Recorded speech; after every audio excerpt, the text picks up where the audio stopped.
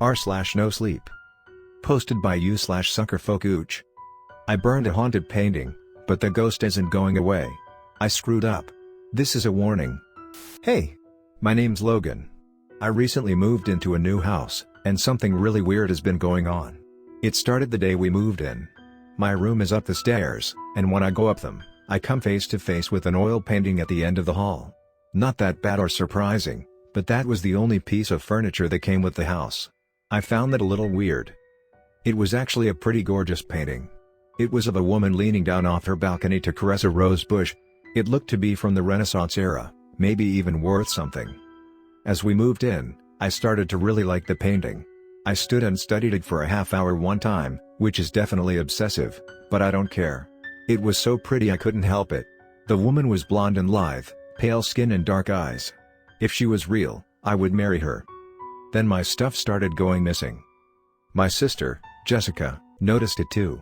Every once in a while little objects would go missing. The decorative vase on my desk, my sister's hairbrush, even my game console.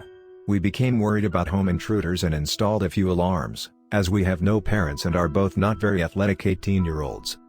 I kept staring at the painting every day when I came home from school. It's hard to describe, but something just seemed so off. I felt as if the woman moved slightly every day. From the rose bush, to her hip, to her hair, her hand seemed to migrate every time I looked at her. I was beginning to become terrified of the painting, and covered it with a sheet. My sister made fun of me, but we both recall hearing what sounded like stomping coming from the hallway at around 3 a.m. the next morning.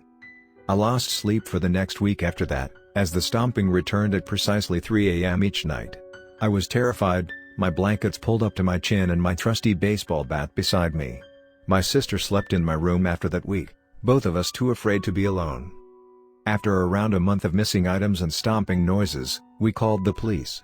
They searched the house and found nothing, telling us that there was no sign of intrusion or of anyone but us living there. I wasn't convinced, but there wasn't anything they could do, especially since our alarm system has never been triggered by anything since we got it. One night, I finally got up the courage to confront the intruder. Who the hell had the nerve to keep me and Jessica captive in our own house?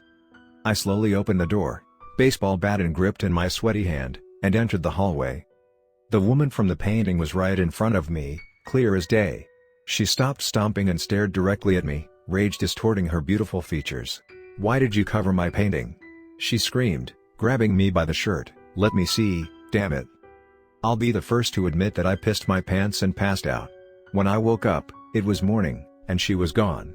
I promptly removed the sheet from her painting and found that she was sitting on her balcony with me and Jessica's missing things surrounding her. She looked incredibly angry. I screamed and stumbled backwards, certain I was dreaming until Jessica texted me at school saying she had seen it too. She had been too afraid to tell me in the moment, but she had left earlier than me and had taken a peek under the painting's sheet. We burned the painting after school. We never got our things back. That morning, at 3 a.m., the stomping returned, angrier this time. She rattled the doorknob, pounded on the walls, and screamed at me. I have no idea what the language was, but I've never heard it before in my life. What do? We're held captive in our own house. Jessica is terrified and will be moving out. I can't afford a new place, and I'm certain I'm going insane.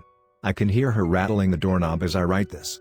If you ever run into the same situation I'm in now, just leave the painting alone. Buy new things. Just whatever you do, don't cover or burn her. Please take my story seriously, and if you see a painting that looks just too good to be real, it probably is just that. Too good to be real. Leave it alone, and for the love of God don't burn it. Next story of this video. Posted by u/nom nation. They exist beyond perception. You may have heard that our universe has 4 dimensions. 3 spatial dimensions, and then time. This was the working theory until recently.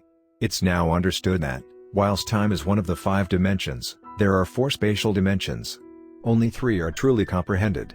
I work at a company called Visiones. We're a science and research company. We're privately funded, and generally tackle things that humanity doesn't yet have a full understanding of.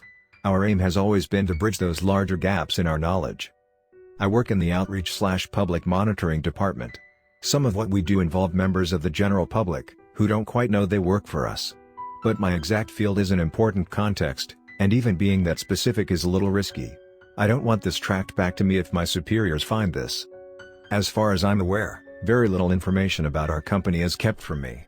From my understanding of where I stand here, I'm allowed to know about everything we do. So, to the best of my knowledge, what I'm about to tell you is the exact same as anybody else in Visiones knows, minus some of the more exact science. That's not my field. This started about 7 months ago. We were working on ways to exceed the zoom level of electron microscopes, and the team managed to get something working. They were able to achieve a zoom level of 200 million, roughly double what was previously possible. We thought this would help some of the other projects we have going on, but instead, something strange was discovered. Tiny particles, previously unknown to science, that were seeming to grow and shrink in and out of existence.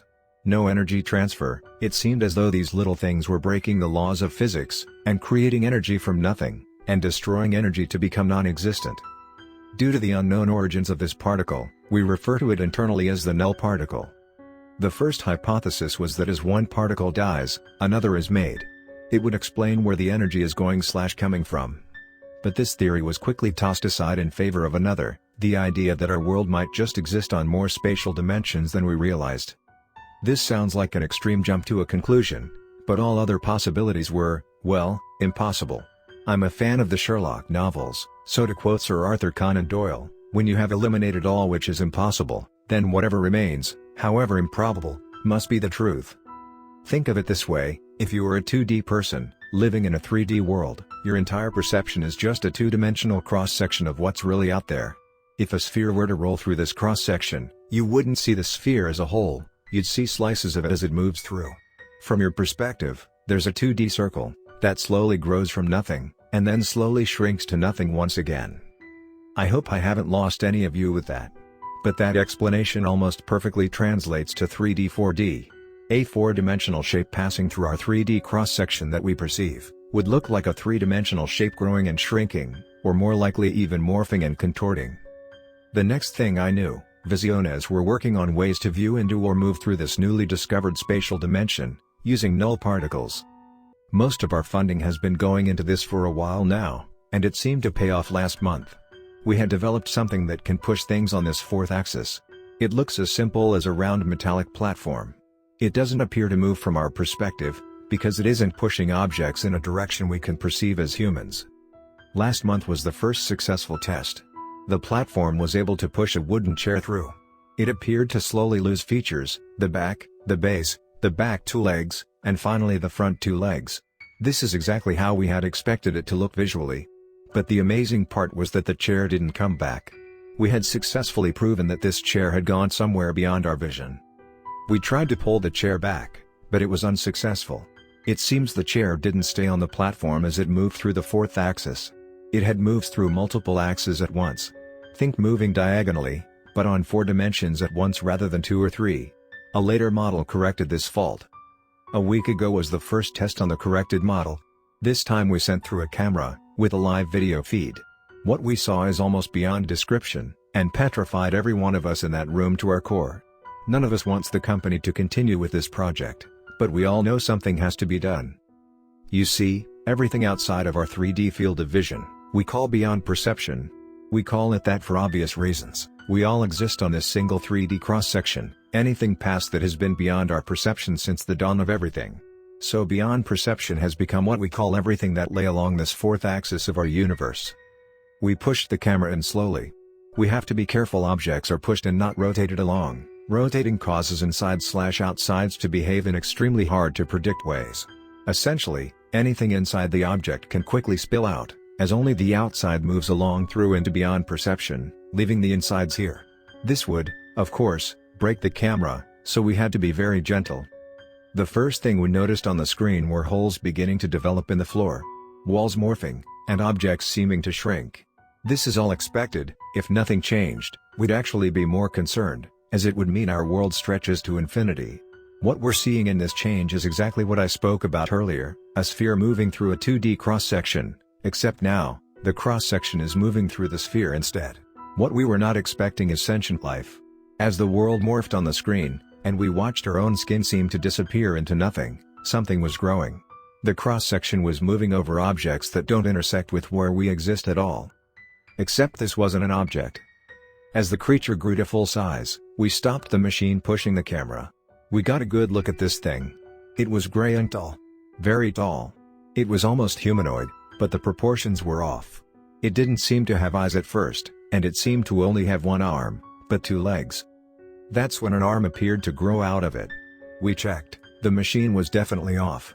This could only mean one thing. These creatures were able to move and look across the fourth axis. Something that humans and no known animal can do. But then, to confirm our suspicions, the head grew ever so slightly, as eyes began to form on its face. This is the equivalent of a 4D object turning to face us.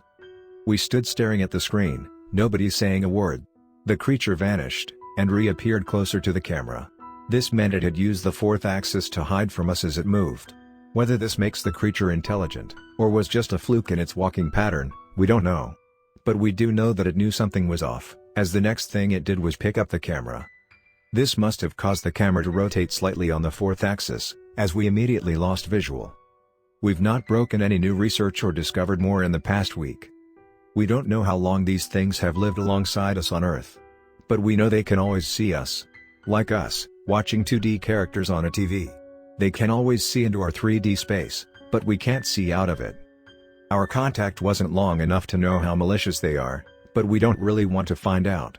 Lots of people around the office are saying that this could explain how people disappear without a trace.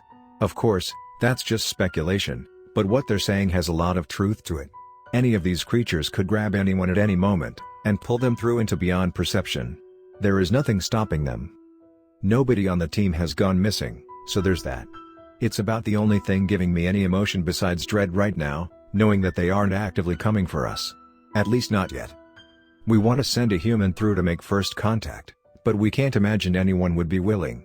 Plus, if anyone accidentally rotated instead of simply being pushed through, it would basically mean all of their organs would spill out of them, as their insides and outsides swap places. Earth is so much bigger than we thought it was, in a direction that wasn't even thought to exist a year ago. But they've known forever, they've been living it forever. Who is to even say that humans are the dominant species? We only know what's happening here, in our cross-section. For now, we can only hope that they don't choose to come from beyond perception.